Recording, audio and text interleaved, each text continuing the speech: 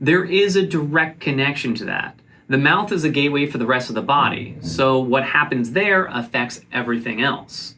How this happens is actually through the gums. If your gums are inflamed or bleedy, it is actually actively moving bacteria that get around your teeth, that get into the gums, and then cause them to puff up.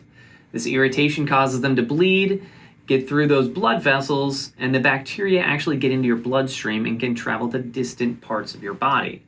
So these bacteria end up in your brain, your heart, your liver, your kidneys, and once there, the inflammation that causes, it can actually trigger or exacerbate almost all chronic diseases. So, for instance, bacteria in your brain are associated with things like Alzheimer's and a higher incidence of strokes.